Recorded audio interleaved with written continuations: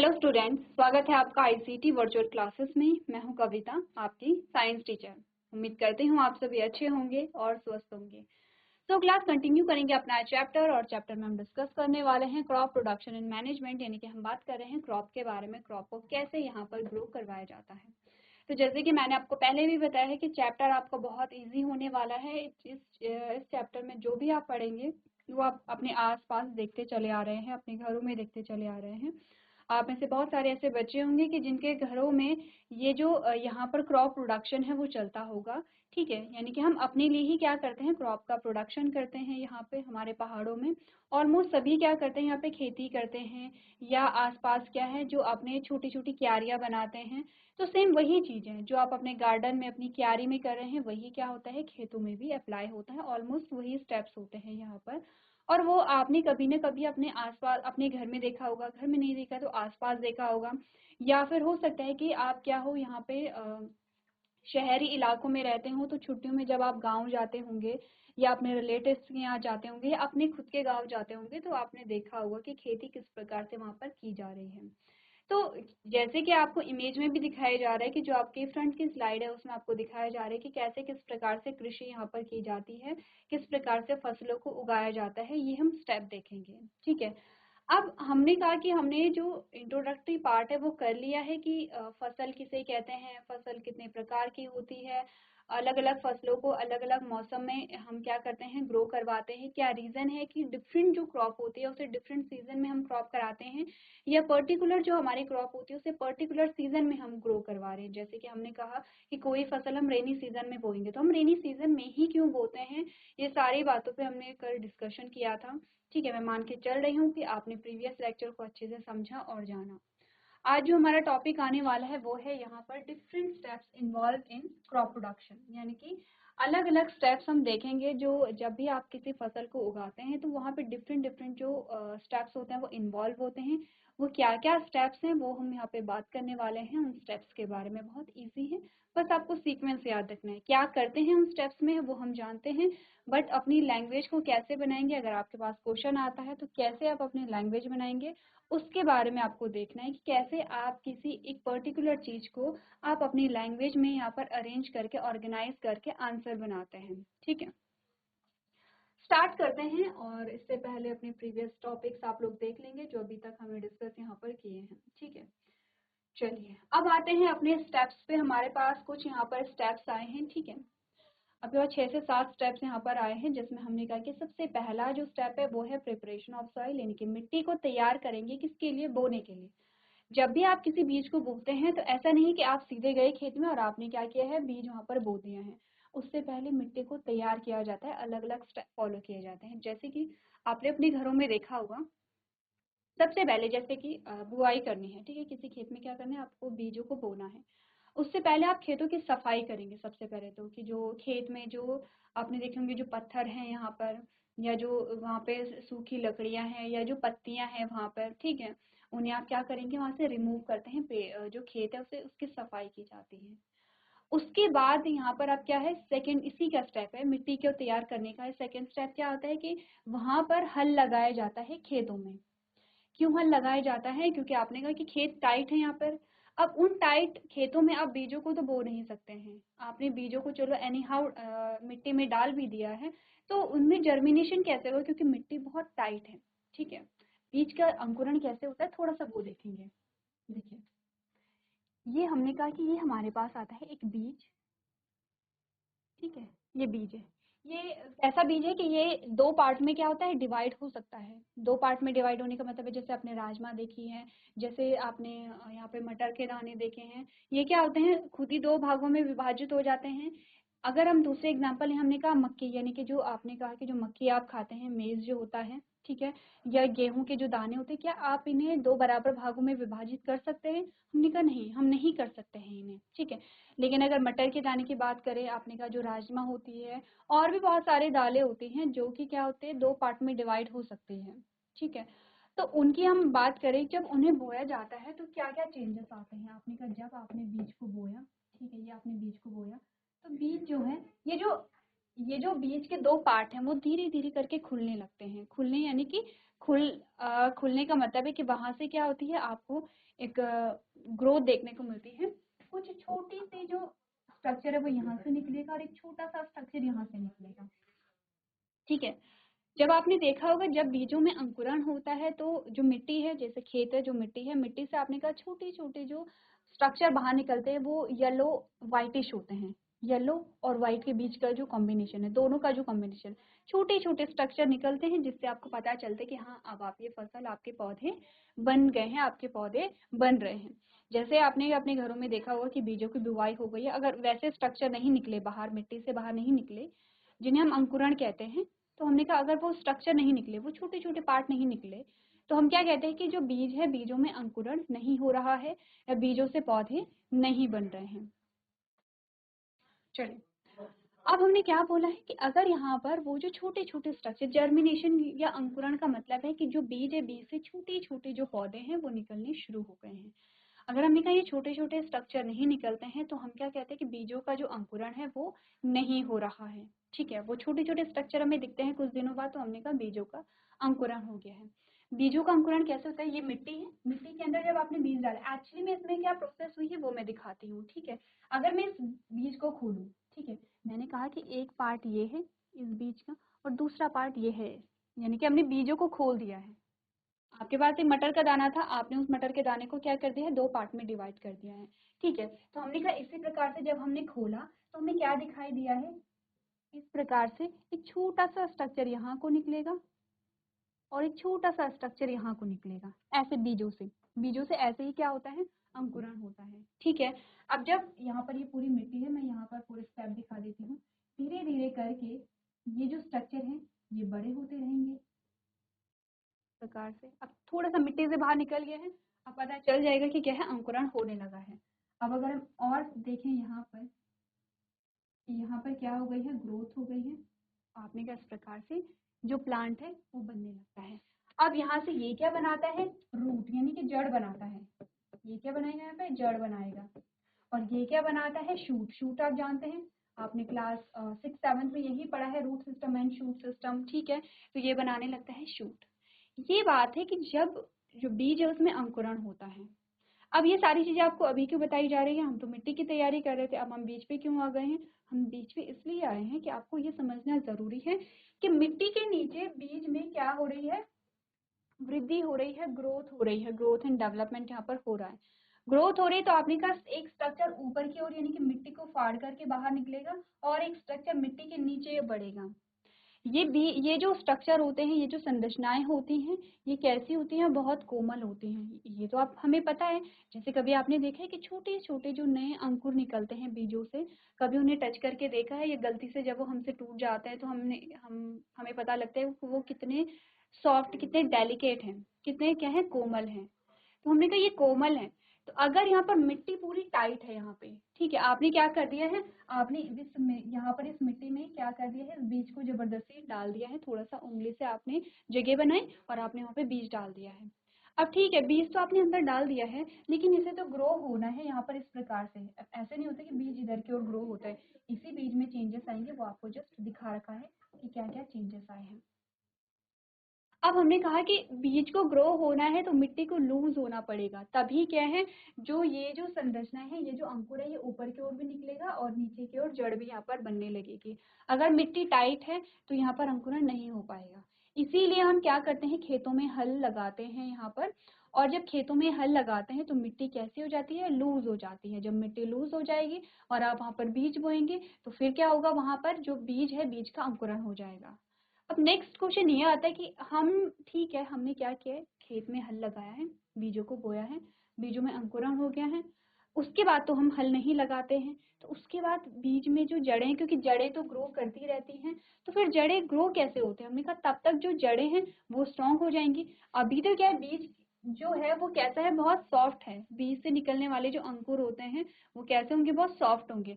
तो उस टाइम पे मिट्टी लूज होना इम्पोर्टेंट है। एक बार शूट अगर बाहर निकल गया है तो आपने कहा ठीक है, अब तो क्या है, शूट बाहर निकल गया है, शूट जो भी यहाँ पे पोषण संबंधित चीजें होगा वो जड़ से ले लेगा और जड़ नीचे की ओर बढ़ती चली जाती है, क्योंकि जड़ कैसी होती है, स्ट्रांग हो जाती है। अब जड़ जो है वो थोड़ा मैच्योर हो गई है, थोड़ा परिपक्व हो गई है, अब जड़ बढ़ सकती है, ठीक है। लेकिन फिर भी जो आपने देखे होंगे कई ऐसी फसलें होती है कि जिनमें हल्के से गुड़ाई की जाती है ताकि मिट्टी लूज हो जाए। आपने ये सेम चीज फॉलो की है अपने गमलों में भी, अपनी गार्डनिंग में भी होता है कि जब आप बीज बोते हो तो पहले आप मिट्टी की तैयारी करते हैं, मिट्टी को लूज करते हैं कुदाल से, ठीक है, क्योंकि वहाँ पे गमला है तो आप कुदाल से ही करेंगे, या आप आपके जो गार्डन है, आपका बगीचा है, वहाँ पर आप कुदाल से करते हैं। तो पहली चीज जो हमने पढ़ी है प्रिपरेशन ऑफ सॉइल, मिट्टी की तैयारी, उसमें क्या करते हैं ये हमने बात कर ली है, क्यों करते हैं ये भी हमने बात कर ली है। अब पढ़ लें कि मिट्टी के कैसे आप बताएंगे यहाँ पर अपना जो आंसर है, फॉर एग्जाम्पल आपके पास आता है कि मिट्टी की तैयारी किसे कहते हैं, तो कैसे आप डिफाइन करेंगे यहाँ पर। आपने कहा preparation of soil, soil is prepared before sowing the seed, यानी कि आपने कहा बीज बोने से पहले मिट्टी तैयार की जाती है। The soil is loosen to increase the absorption of water and minerals, आपने कहा कि पानी और खाद के अवशोषण को बढ़ाने के लिए मिट्टी को ढीला किया जाता है। आपने कहा कि यहाँ पर जो है बीज अच्छे से ग्रो कर सके, और अच्छे से ग्रो कब करेगा, जब वो क्या करेगा, यहाँ पे जो पोषक तत्व हैं, जो पानी है, उसे क्या करेगा, अवशोषित करेगा, एब्जॉर्ब करेगा। पानी को कैसे अवशोषित करेगा, जब मिट्टी यहाँ पे क्या रहेगी, लूज रहेगी, और आसानी से ये वृद्धि करेगा और ऊपर की ओर जो है वो अंकुर निकलेंगे। ठीक है, नेक्स्ट में क्या कहा, loosening of soil particles add humus and nutrients in the soil that increase crop yield. आपने कहा कि जब मिट्टी के कणों को ढीला किया जाता है, मिट्टी के कणों को ढीला करने का क्या मतलब है, देखिए यहाँ पर आप देख रहे हैं इसी प्रकार से हल लगाया जाता है, ठीक है, हम सभी ने देखा है हमारे घरों में इसी प्रकार से हल जोता जाता है। अब यहाँ पर आप देख रहे हैं, आपको क्लियरली दिखाई दे रहा है कि जो मिट्टी है वो लूज हो रही है, पहले कैसे थी, जो पूरे खेत थे वो कैसे थे, मैदान थे, ठीक है। अब आप यहाँ पर देखिए कि मिट्टी को लूज किया जा रहा है हल लगा करके, ठीक है, मिट्टी को यहाँ पे हल लगा करके लूज किया जा रहा है।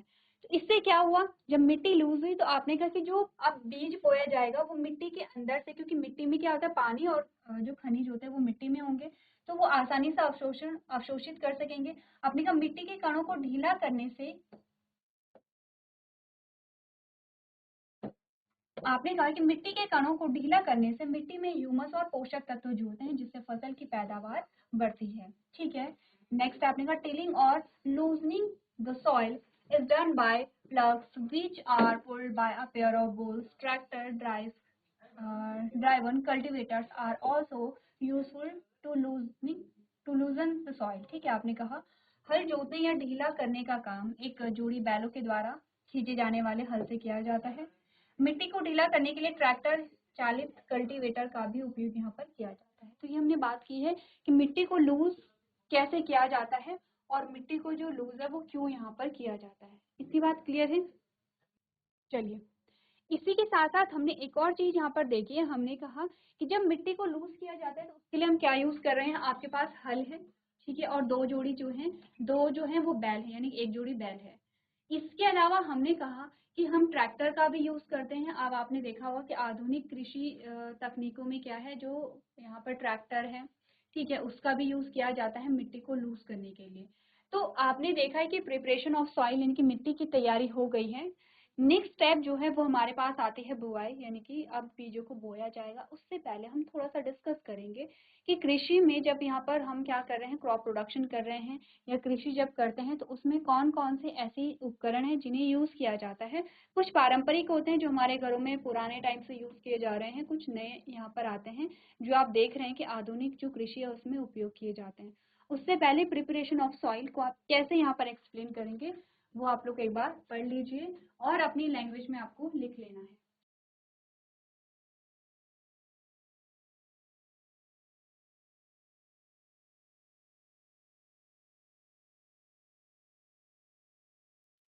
चलिए, नेक्स्ट हम डिस्कस करते हैं यहाँ पर वो कौन कौन से उपकरण है जिसे हम कृषि में यहाँ पर यूज करते हैं। तो आपने कहा एग्रीकल्चरल इम्प्लीमेंट्स, क्या होते हैं एग्रीकल्चरल इम्प्लीमेंट्स, आपने कहा व्हाट आर एग्रीकल्चरल इम्प्लीमेंट्स, यानी कृषि यंत्र क्या होते हैं। तो सिंपल सी चीज है, आपने कहा कि कृषि के दौरान जो यूज किए जाने वाले, जो उपयोग में लाए जाने वाले यंत्र होते हैं उन्हें हम क्या कहते हैं, एग्रीकल्चरल इम्प्लीमेंट्स कहते हैं।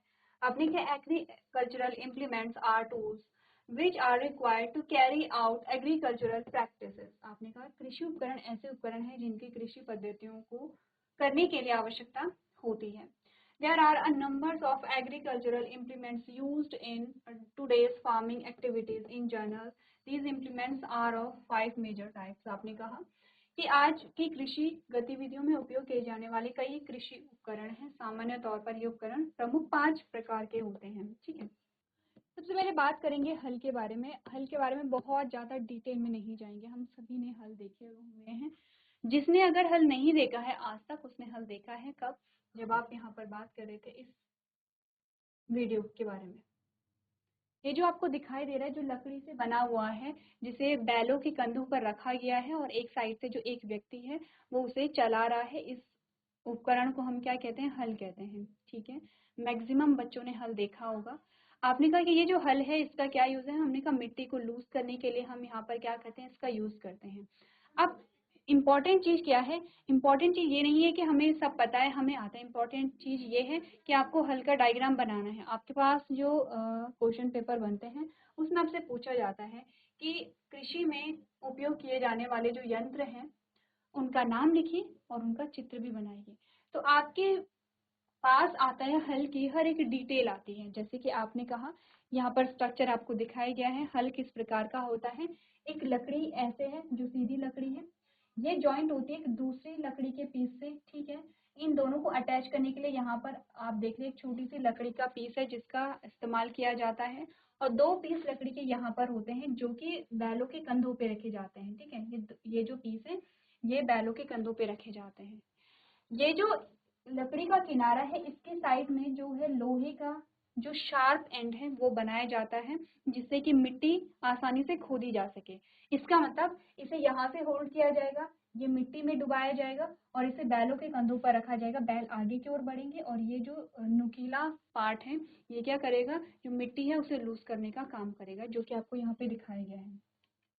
ठीक है, अब हमने कहा कि क्या क्या कहते हैं इन स्ट्रक्चर को। तो इस स्ट्रक्चर को हम क्या कहते हैं? यहाँ पे प्लग शेयर, इसे हम कहते हैं प्लग शाफ्ट यहाँ पर। ठीक है, प्लग शाफ्ट जो यहाँ पर है वो यहाँ पर है, और इसे हम कहते हैं बीम यहाँ पे। ठीक है, तो आपको क्या करना है, आपकी बुक में जो हल है, हल का वहाँ पे चित्र दिया गया है, हल का डायग्राम दिया गया है। अपनी नोटबुक अभी ओपन करेंगे और अभी जल्दी से डायग्राम बनाएंगे। उससे पहले हम थोड़ा सा पढ़ लेते हैं हल के बारे में। आपने कहा it is usually derive from a would and is pulled bye 2 bulls. आपने कहा आमतौर पर ये लकड़ी से बना हुआ होता है, इसे 2 बैलों के द्वारा खींचा जाता है। आपने देखा होगा पुराने टाइम में ये जो हल हैं ये घर पे सभी के घर में पाए जाते थे क्योंकि सभी अपने अपने खेतों में हल खुद लगाते थे। ठीक है, धीरे धीरे आपने देखा कि अब सब नहीं लगाते हैं, कुछ कुछ घरों में आपको हल दिखाई देते हैं। आप आज के टाइम पे जो हल हैं वो बहुत कम घरों में आपको दिखाई देंगे, लेकिन अभी भी दिखाई देते हैं। ठीक है, तो किससे बने होते हैं ये? यूजुअली लकड़ी से बने हुए होते हैं। It has been used since ancient time for living, turning the soil and adding fertilisers. आपने कहा इसका उपयोग प्राचीन काल से किया जा रहा है। ये बहुत पुराना तरीका है यहाँ पर जो मिट्टी है उसे लूज करने का। जैसे आज की डेट में क्या होता है, हल की जगह आप ट्रैक्टर का यूज भी देखते हैं। जो प्लेन एरिया होता है वहां पर ट्रैक्टर लेके आया जाता है और ट्रैक्टर के द्वारा मिट्टी को लूज किया जाता है। लेकिन अगर हम हल की बात करें तो हल बहुत पुराने टाइम से चला आ रहा है। तो क्या बात हमने की है? हमने कहा इसका उपयोग प्राचीन काल से टाइलिंग, मिट्टी को मोड़ने और उर्वरक जोड़ने के लिए किया जाता है। It consist of a long wooden log called plug shaft. आपने कहा इसमें एक लकड़ी का एक लंबा लट्ठा होता है जिसे हल शाफ्ट कहते हैं। हल शाफ्ट किसे कहा जा रहा है? ये आपके पास जो प्लग शाफ्ट है ये एक लंबी लकड़ी है। ठीक है, ये वाली लकड़ी जो आपको दिखाई गई है ये वाली। ठीक है, इसे हमने क्या कहा है? प्लग शाफ्ट कहा है। नेक्स्ट हमने क्या कहा? It has a strong triangular iron strips known as a plug share. आपने कहा इसमें एक मजबूत त्रिकोणीय लोहे की पट्टी होती है जिसे हल के फाल के रूप में जाना जाता है। किसकी बात हो रही है यहाँ पर? इसकी बात हो रही है जिसे प्लग शेयर आप कह रहे हैं।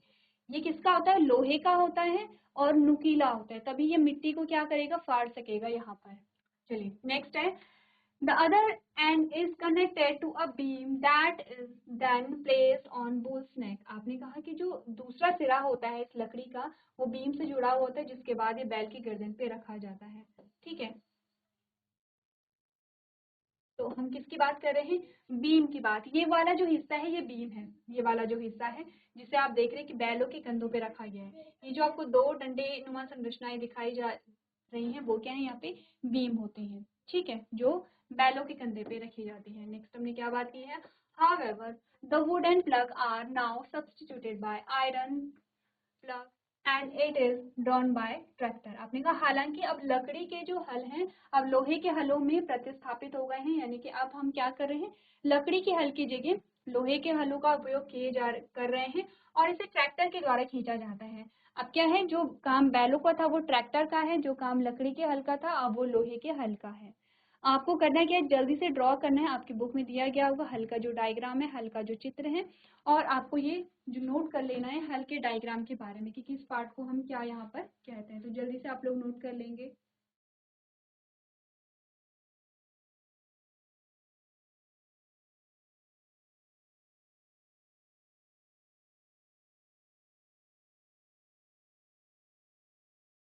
चलिए, तो पहले हमने बात की है यहाँ पे प्लग के बारे में, यानी कि हल के बारे में। नेक्स्ट हमारे पास इंस्ट्रूमेंट आता हुआ है हो, यानी कि कुदाल। अब कुदाल का भी सेम आपको यही करना है, डायग्राम बनाना है। आप चाहें तो इसके अलावा जो हमारे पारंपरिक जो कुदाल होते हैं उसका भी डायग्राम बना सकते हैं, जो लकड़ी का एक सिरा होता है और उसमें क्या होती है, जो आयरन है या जो लोहे है उसका पार्ट वहाँ पे अटैच होता है, जो कि नुकीला होता है और मिट्टी को फाड़ने के काम आता है, ठीक है। तो सेम चीज आपको यहाँ पे देखनी है, कुदाल का डायग्राम बनाना है, उसके बारे में आपको पढ़ना है। आपने कहा who has been used since ancient time for cultivation purpose. आपने कहा कुदाल का उपयोग प्राचीन काल से खेती के उद्देश्य के लिए किया जा रहा है। It consist of a long rod of would and is plug by the animals. आपने कहा इसमें लकड़ी की एक लंबी छड़ होती है और इसे जानवर खींचते हैं। जानवर यूजुअली जो होते हैं मनुष्य के द्वारा क्या होता है, जो कुदाल है उसका यूज किया जाता है, क्योंकि कुदाल छोटी होती है। जब यहाँ पर पौधे उग जाते हैं तब वहां पर जो हल है, हल में हल का यूज नहीं किया जा सकता है खेतों में, क्योंकि तब अगर हम हल का यूज करेंगे तो बहुत सारे जो पौधे हैं वो यहाँ पे उखड़ सकते हैं, वो नष्ट हो सकते हैं। तो अब हम क्या करते हैं, कुदाल जो है उसका उपयोग करते हैं मिट्टी को ढीला करने के लिए, ठीक है। नेक्स्ट हमने कहा it is pulled by animals, it is pulled by animals and is used for loosening the soil and removing weeds. आपने कहा यह जानवरों, अगेन जानवर नहीं आएगा, आपने कहा इसे मनुष्यों के द्वारा क्या किया जाता है, उपयोग में लाया जाता है और इसका उपयोग मिट्टी को ढीला करने के लिए और जो वीड्स होते हैं या अनवांटेड जो प्लांट्स होते हैं उनको निकालने के लिए इसका यूज किया जाता है। It has strong broad bend plate of iron which works as a blade. आपने कहा इसमें लोहे की एक मजबूत चौड़ी मुड़ी हुई प्लेट होती है जो ब्लेड का काम करती है। अब आपने कहा कि आपको जो भी डायग्राम इजी लगे, अगर आपको आप ये बना सकते हैं तो ये डायग्राम बनाएंगे। लेकिन अगर हम पारंपरिक कुदाल की बात करें तो पारंपरिक कुदाल ऐसे नहीं होती थी, उसमें ये जो सिरा होता था ये लकड़ी का होता था, सिर्फ ये वाला जो भाग है वो किसका होता है, यहाँ पे लोहे का होता है, ठीक है। तो जल्दी से आप लोग क्या करेंगे, कुदाल का डायग्राम बना लेंगे।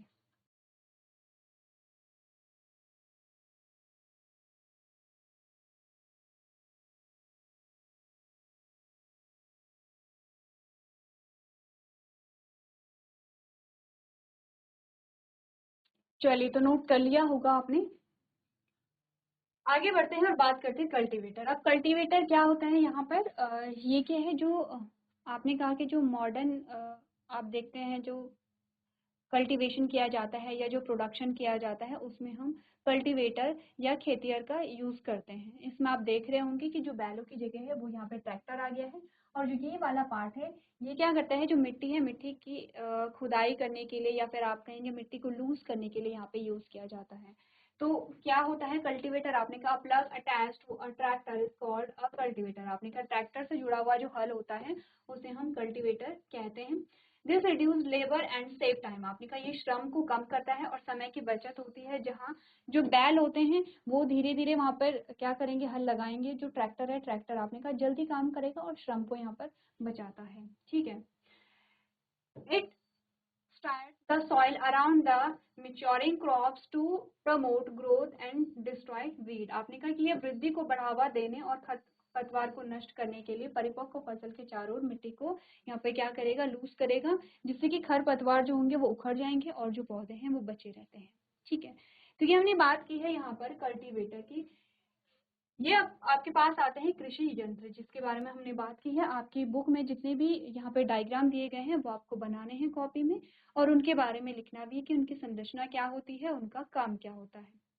अभी तक हमने बात की है पहले स्टेप के बारे में, जिसमें आपने मिट्टी को तैयार किया है। नेक्स्ट स्टेप देखेंगे जिसमें आप क्या करेंगे, बीजों को बोएंगे, यानी कि अब मिट्टी लूज हो गई है, अब हम यहाँ पर क्या करेंगे, बीजों की बुआई करेंगे, जो कि हम नेक्स्ट लेक्चर में करेंगे। तो आज के सेशन में हम इतना ही करेंगे। अभी तक क्लास में बने रहने के लिए आपका धन्यवाद।